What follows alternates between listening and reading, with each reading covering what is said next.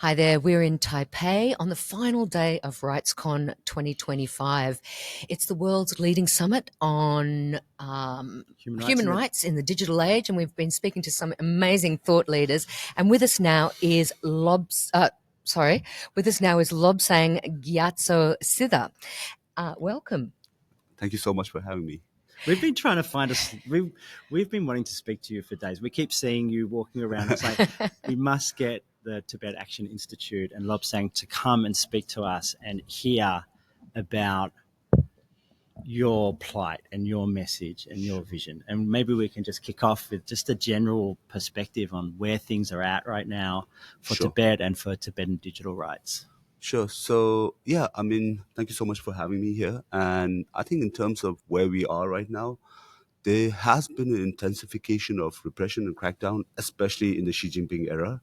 So I think one of the things that has really impacted the digital rights inside Tibet is the fact that I think Xi Jinping's policy of eradication and assimilation instead of like integration has really impacted how things are happening. Can you say that again? Eradication and assimilation versus like the earlier policies of trying to integrate Tibetans into the Chinese way of life. Yeah. But right now it's more about assimilation of the Tibetan language, culture. So that plays a lot into the digital space as well. When you say assimilation, do you mean kind of eradication of the Tibetan languages and culture? Yeah, completely. So, for example, one of the projects that not on the tech space, but like a few of my colleagues are working on is the boarding schools in Tibet.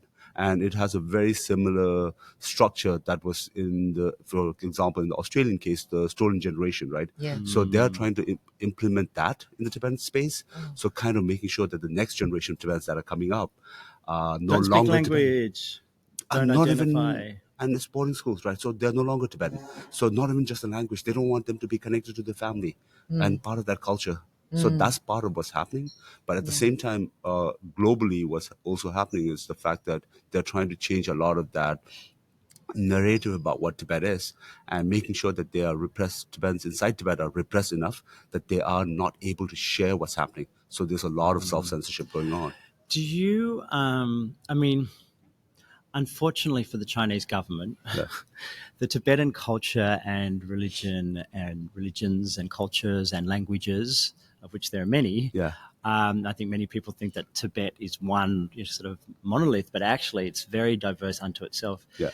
Is extremely resilient. Yes, and true. Extremely powerful. And the Chinese government, I think, will try as hard as it can.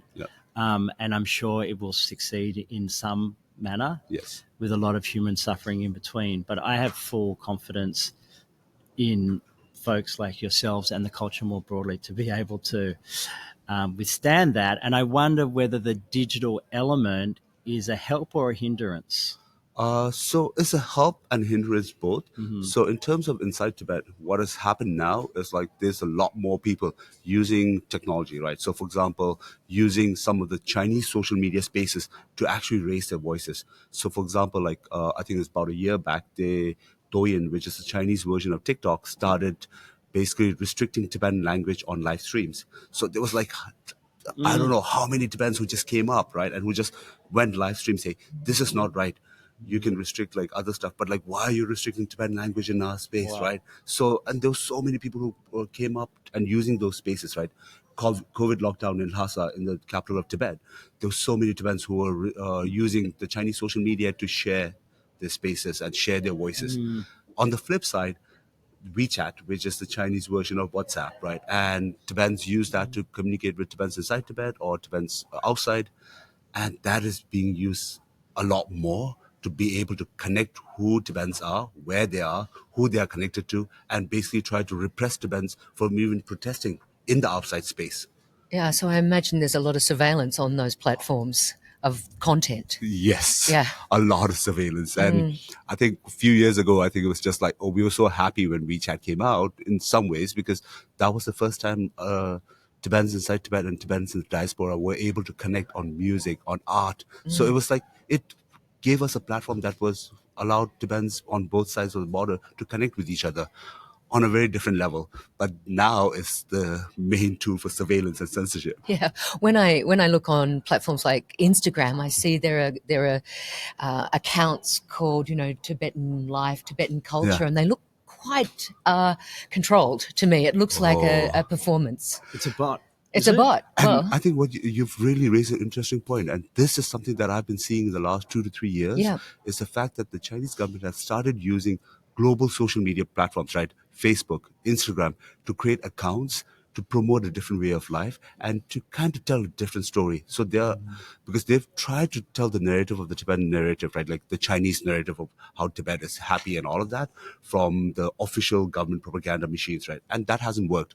So now they've started using a lot of those platforms, and they've also started bringing bloggers paid trips to Tibet to provide a nuanced understanding. And that is something that they've been doing really well for the last 2 to 3 yes, years. I've seen it. It's beautiful looking people in traditional costume Yes, walking down the street, looking like they are free and yes. proud, but it seems to me it's very manipulated. It is very Yeah. manipulated. And I think there was a documentary that just came out like about a week ago, and which was on PBS. And it was a journalist who was able to be in Tibet for almost a year.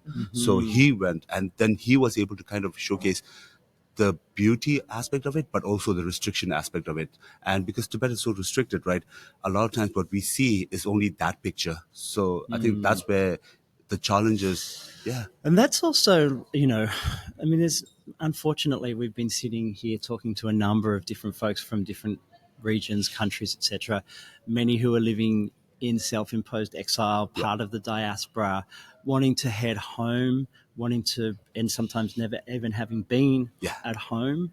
The Syrian experience. We've also spoke to Hadi, who did return home after the end of the revolution. After 14 years in after exile. 14 in Syria. And, I often think that these, and, maybe I'm naive, but I often think that these authoritarian regimes, like at some point, they fall. Like there's never been a regime that hasn't fallen. At some point, something has to happen. Xi Jinping has to wake up, and the infrastructure around him, hopefully, is on some sort of like soft foundation. And we saw in 2008 the Yes. Tibetan uprising. We saw the power of that. We've also seen what happens with the Syrian population, which is very, very oppressed. And but the embers aren't out. And as soon as there's a spark, bam, it goes. And I want to know from you, like the relationship between through digital means largely, because the relationship between what's happening inside and what's happening outside, like how you, to this extent that you can share, like how are you connected, and is there, tell us. And I think, yeah, you kind of like really hit the mark, because I think one of the reasons why Tibet Action was started was the fact that was the 2008 protest, right? And that was kind of a digital protest. It was like a protest in the digital age, right? If you think about the protests that happened in 1989, all of that, to get a photo or a video or a media from that protest took months or years just to get out of Tibet, right? But 2008, when that happened, there was a few like tourists that was in Tibet. But at the same time, it was also the time when people had cell phones, that there was some kind of internet connectivity, right? And that is when like we were able to see what was going on inside Tibet almost in a live format, right? Like where we could see what was happening live, and that images were being shared. So I think this is where I think the digital age really changed how the movement moved forward in terms of like even understanding what was going on in Tibet in a very kind of like real time scenario. So I think that was something that really helped the movement understand what was going on at this, and it allowed us to kind of like be connected to each other. So whether it's WeChat, where Tibetans are still using that to connect, right? And we can talk about like the censorship and the surveillance, but at the same time, it does allow you to have that connectivity with everything else that's happening. So no matter what the China has done, in some ways, they cannot stop every form of communication, right? And one of the things that we try to do is like, how can we build resilient communities inside by using alternative infrastructure, right? And this is something that I think is really key to understanding the Tibetan movement is we cannot rely on a lot of big corporates, because if you look at like Apple, and there's a lot of Tibetans who use Apple devices for a very interesting reason, which is the fact that Apple was the first mobile device which supported Tibetan language way back before Wow, Google is that did that. true? That's Like amazing. from iOS When was version that? 4.2.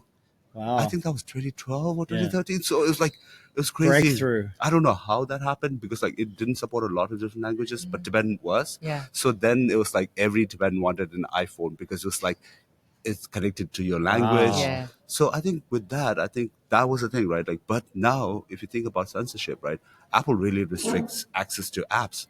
So we have to think beyond those platforms, right? So how do Tibetans connect, right? So we have to think about browser-based tools for communication, tools that are ephemeral in nature that don't require you to have a phone number to connect. So I think maybe in some ways, like we are in the age of WhatsApp and Signal, right, where we are connected to each other through a phone number, which is so easy.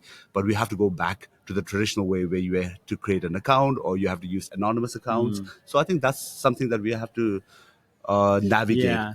Can I just ask one more question? Because I Yeah. think, many years ago when Tibet Action Institute started, and it was working on like digital security for Yeah. Tibetans, and there was this, trying to use like Tibetan culture about like detachment. And Non-attachment. non-attachment, Yeah. and so then we would, and from suffering and from pain, Yeah. and then so these guys put out this video to Tibetans, which was like detach from attachments, because attachments there was a risk, like downloading a PDF is where the virus is. Detach from attachments. I always thought that was just That's a beautiful, Yeah. but it underlies a very serious question that I have, which is actually about the digital security threats. We've Yes. talked a lot, I think, about culture and speech. Yes. But what about attacks on devices? What Yes. about surveillance? What about malicious spyware? Like, what are you seeing? So I think yes. So we've been seeing like a colleague of mine just did a presentation at RightsCon, and it was looking at over 2 decades of targeted attacks against the Tibetan Okay. community. Yeah. So it's been almost 2 decades, right? Like, and when we looked at the history, it was very interesting. Like, internet came to the Tibetan diaspora community in like late 90s. And the first reported cyber attack against Tibetan community was, I think, 2000 or 2001. So it didn't take long for the Chinese government to start thinking about how they can like infiltrate our accounts or Yeah. like attack our infrastructure. And that is something that has been continuously happening. And it does change in depending on when. So, for example, this is anecdotal, but when WeChat started kind of being used more in the community, I saw some of the attacks go down because they were able to get a lot of open source information Yeah. about what's going on. Yeah. Then WeChat was blocked in India Yeah. in 2019. Then like the attacks started happening a bit more. Oh, that's interesting. And also kind of like started in the recent few years, I think the last 2 years, I've seen a number of websites be hacked, and also kind of like supply chain. So there are Tibetan apps, right? So there was a website that was like compromised for almost a year or 2 years, and basically it provided like apps for Tibetan community, and it was just a malware laden one. So we've seen that happen. Yeah. The government is, of course, in exile Yeah. in Dharamshala with the Tibetan leader, the Dalai Lama. Yes. I was there a few years ago, and they were very much saying the mantra was prepare. What was it? It was a hope for the best, but prepare for the worst. Yes. I'm wondering now how that is. How are you preparing for the worst? Yes. In that digital space? So yes, I think that has always been the Tibetan mantra, and I think that's very clear. Like in Tibet, we always call it like hope for the best and prepare for the worst, right? And I think we've been preparing for that because I think when Xi Jinping came to power, right, and the whole thing of like the fact that there's so much repression, it was just like, what can we do as Tibetans, right? And so it's like, what are alternative ways we can do that? But that's on the digital space, right? So at the other side is like, right now there's a huge amount of transnational repression that's going on and in the digital space, right? So I think a lot of Tibetan community members, researchers are trying to get to a place where you can better understand the threats of that, and also try to figure out how we can work on it in a collaborative manner, not just for our community, but a lot of communities that are being impacted by China, right? So I Like think that's Taiwan. Taiwan. I mean, what are some Hong of the connections between Taiwan, where we are now, and Tibet? Do you work in collaboration on these things? So, I mean, like we as an organization, we are connected to some of the Taiwan folks, like some of the Taiwan organizations, and we work on certain issues together. And we've worked on how Chinese influence operations also take place. So there are certain collaborations that we work on. And it's been interesting because I think Taiwan is, for me personally, I think I always look at Taiwan and in terms of their open source and their civic space is something that I think for Tibetans to think about how we can emulate that, and also the fact that they have a very robust governance policy, right? Like open governance, and those It's things amazing. are. And we have a Tibetan government in exile, right? And it's like, how can we emulate some of that? How can we use some of that within our own exile setup, so that that also serves as a model for when Tibet is free. So I think Yes. that's something that Free we're trying. Tibet. Yeah, That's a good place to end this conversation. Unfortunately, we'd love to talk more. You have a very long, hopefully short, but long, probably long journey ahead of you, and we Yes. wish you all the best. Yes, and thank you so much. And I know it's a long journey, but I think it's, as this always says, right? The journey may be long, but it's, I think we still have to strive and keep the hope alive. Absolutely. Thank you Thank so you, much. Lobsang. Thank you so much.